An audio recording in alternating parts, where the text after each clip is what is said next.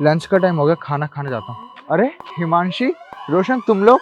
अरे वाह, बहुत टाइम बाद मिल रहा है। और बता कैसा है तू? एक मिनट, ऑटो वाले की ड्रेस? कहीं तू ऑटो चलाने वाला तो नहीं बन गया? अरे हाँ, वो बस पार्ट टाइम ऑटो चलाता हूँ और बाकी टाइम पे पढ़ाई करता हूँ। मुझे तो पहले ही पता था। मैंने तेरा फ्यूचर ना स्कूल टाइम में ही देख लिया था कि तू बड़े होके ऐसा ही कुछ करेगा, या तो ऑटो वाला बन जाएगा या कोई ड्राइवर बन जाएगा, है ना रोशन? वैसे एक बात बोलूं, तेरे पे सूट कर रहा है, एक नंबर का लग रहा है तू ऑटो वाले की ड्रेस में। एक मिनट, तू स्कूल टाइम में बहुत बड़ी बड़ी डींगे हाँकता था ना कि मैं ये कर लूंगा, वो कर लूंगा, बहुत बड़ा बिजनेसमैन बन जाऊंगा। देखो आज क्या कर रहा है, एक ऑटो वाले की जॉब। अच्छा एक बात बता, ये ऑटो चला के तेरा 2 वक्त का गुजारा हो भी जाता है? 2 वक्त की रोटी खाने के लिए मिल जाती है? क्योंकि तेरा हुलिया देख के लग तो नहीं रहा कि तुझे 2 वक्त की रोटी खाने को भी मिल सकती है। यार क्या बताऊँ तुम्हें, पढ़ाई के साथ साथ घर भी तो चलाना पड़ता है, इसलिए ये काम करना पड़ता है। मेरी छोड़ो, तुम लोग बताओ तुम्हारी कैसे तैयारी चल रही है? हम, तुझे पता है इस शहर के सबसे बड़े इंस्टीट्यूट में हम दोनों पढ़ाई कर रहे हैं। हमारा आगे का फ्यूचर तो बिल्कुल सेट है, क्योंकि सरकारी नौकरी तो हमें मिल ही जाएगी।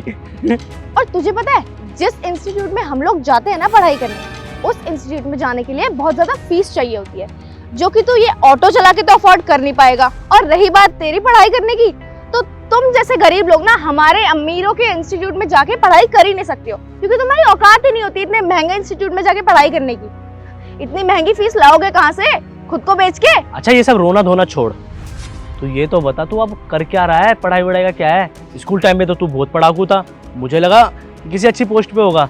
क्या कर रहा है आजकल? यार बस मैं भी ना यूपीएससी की तैयारी कर रहा हूँ। भगवान ने चाहा ना तो मेरी भी कहीं ना कहीं नौकरी लग जाएगी। यूपीएससी की तैयारी? तेरी औकात है उसे करने की? अबे ओए, औकात से बाहर के सपने मत देख, जितना है ना उतने मेरे। यूपीएससी की तैयारी कर रहा है, कुछ नहीं होने वाला भाई, तेरा टाइम वेस्ट है पूरा। यूपीएससी करेगा? तुझे पता है वो करने के लिए कितने सारे पैसे चाहिए होते हैं, कितने बड़े इंस्टीट्यूट में जाना होता है पढ़ने के लिए? तेरी औकात है, हैसियत है? ऑटो चला के तू इतना सब कुछ हासिल कर लेगा? रोशन कितने ज्यादा बड़े सपने सजा के बैठा ही है। यार मैं तो बस दोस्त के खाते तुम लोगों को अपने बारे में बता रहा था, लेकिन कमियां निकालने के लिए नहीं बोला था मैंने तुम लोगों को। एक बात तो सच है यार, इसको देख के ना कोई एक बात तो साफ साफ समझ में आ रहा है कि कामयाब होने के लिए ना सिर्फ एजुकेशन नहीं, पैसा और लक दोनों चाहिए, जो कि दोनों में से कुछ भी नहीं है तेरे पास। क्योंकि तेरी जेबें तो स्कूल टाइम से ही खाली हैं, और आज भी तो गरीब का गरीब ही है।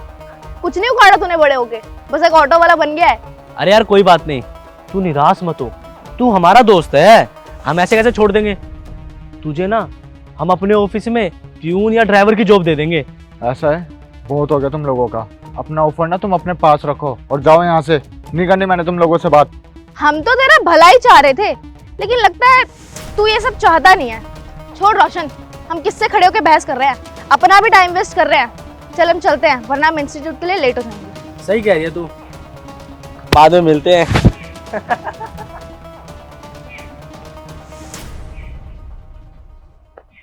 मैम आपका ऑर्डर। अरे सुमित तू? अरे हिमांशी तू? और ये तेरा घर है? हाँ ये मेरा ही घर है। क्यों, तेरे बाप दादों ने ऐसा घर नहीं देखा आज से पहले? अरे ये सब छोड़, तेरी तो आदत है बदतमीजी करने की। वैसे घर अच्छा बना रखा है। तू बदतमीजी से बात करने लायक है, इसलिए तुझसे बदतमीजी से बात भी करती हूँ। उस दिन ऑटो चला रहा था और आज ये डिलीवरी बॉय। खैर तुझ जैसों पे ना ऐसे ही काम जचते हैं, तुम बड़े काम करने लायक भी नहीं हो। अब क्या करे, घर की मजबूरी के लिए ये सब करना पड़ता है। कुछ टाइम बचता है तो डिलीवरी भी कर लेता हूँ, इनकम भी हो जाती है और मेरे खर्चे भी निकल जाते हैं। ठीक है, मैं अपना काम कर रहा हूँ, ईमानदारी से कर रहा हूँ, किसी के आगे हाथ नहीं फैलाता मैं।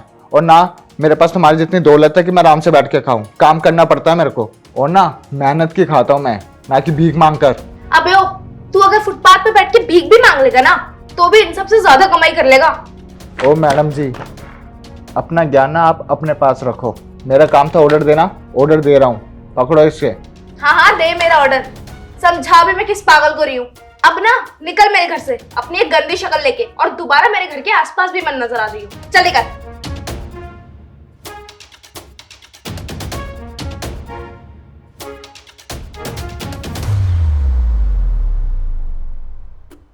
जी सर, ये तो बहुत ज्यादा खुशखबरी की बात है। हाँ जी। अरे सर, ये तो हमारे लिए सौभाग्य की बात होगी। ठीक है सर, मेरे को इंतज़ार रहेगा आपका। जी। अरे रोशन, हमारे यहाँ के जो नए डीएम हैं उन्हें कल मैंने डिनर पे बुलाया घर पे। तो एक काम करियो, घर पे ही रहियो और उनसे ना कुछ चीज़ें सीखियो, क्योंकि देख तू 2 बार फेल हो चुका है यूपीएससी के एग्ज़ाम में। मैं चाहता हूँ कि तू उनसे कुछ चीज़ें सीखे, क्योंकि देख वो बहुत ही अच्छे इंसान है और अगर तू उनसे पूछेगा ना तो तेरी हेल्प ज़रूर करेंगे। तेरे को कुछ गाइड भी कर देंगे कि तू फ्यूचर में कैसे कहते हैं आगे बढ़ सकता है और कैसे एग्ज़ाम को क्रैक कर सकता है। भैया ये तो बहुत अच्छी बात है, उनसे मिलकर ना उनके सारे एक्सपीरियंस शेयर करेंगे हम आपस में। भैया कल मैं हिमांशी को भी बुला लूँ अपने घर पे, उसको वो भी सर से मिल लेगी। हाँ हाँ ज़रूर, तू बुला ले हिमांशी को। फिर ठीक है भैया, मैं उसे बता देता हूँ, कल वो हमारे घर पे आ जाएगी। ठीक है रोशन। ठीक है भैया, उसको सीखने को मिलेगा उनसे। हिमांशी कॉल करता हूँ। भैया कब तक आएंगे वो? बस आने वाले होंगे।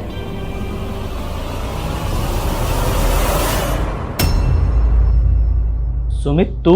रोशन, तुम इनको जानते हो? हाँ भैया, हम इसको बहुत अच्छी तरह से जानते हैं। मैंने आपको बताया था ना कि मेरा एक स्कूल टाइम पे दोस्त था जो बहुत बड़ी बड़ी बातें करता था और उसके बस का कुछ नहीं था। वही है ये सुमित। भैया ये वही फटीचर है जिसके बारे में हम दोनों बात क्या करते थे आपसे।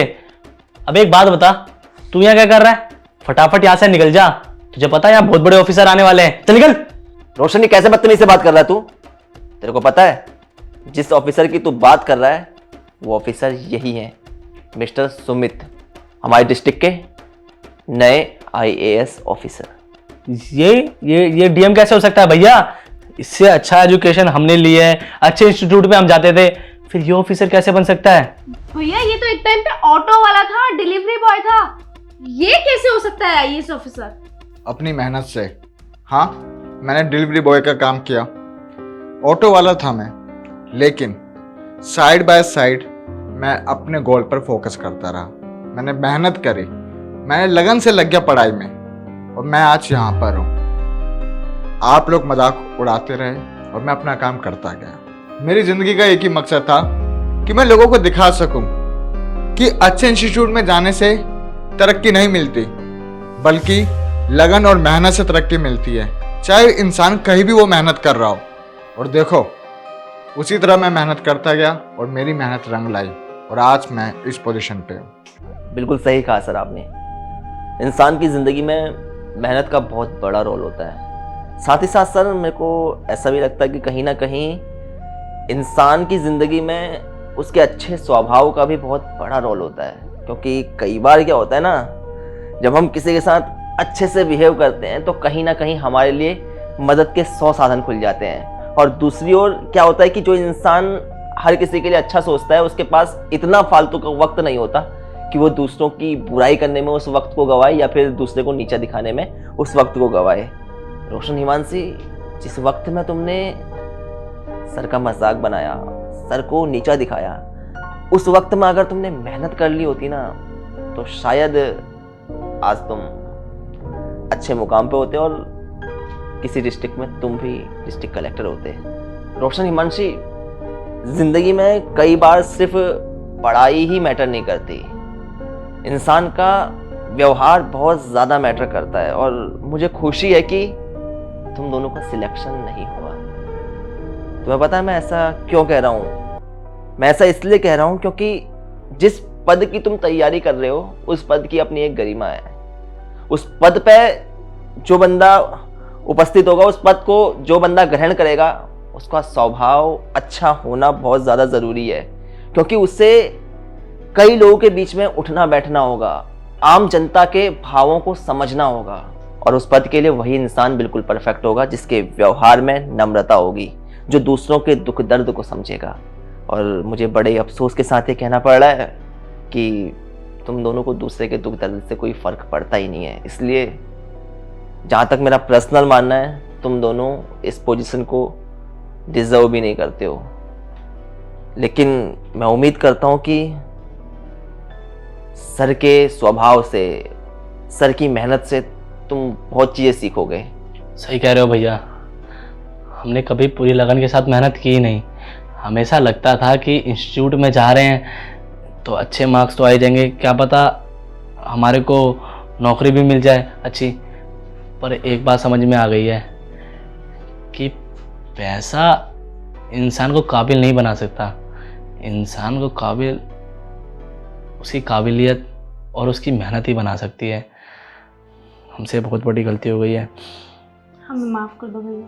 सर सॉरी, हमने आपका बहुत मजाक बनाया। हमें आपका मजाक बिल्कुल भी नहीं बनाना चाहिए था। उल्टा आपसे तो सीखना चाहिए था कि अगर इंसान पूरी लगन के साथ मेहनत करे ना तो वो कुछ भी कर सकता है। माफ़ी मांगने की कोई ज़रूरत नहीं है। अच्छी बात यह है कि आप लोगों को अपनी गलती का एहसास हो गया। सर पुरानी बातें छोड़िए ना, प्लीज़ बैठें।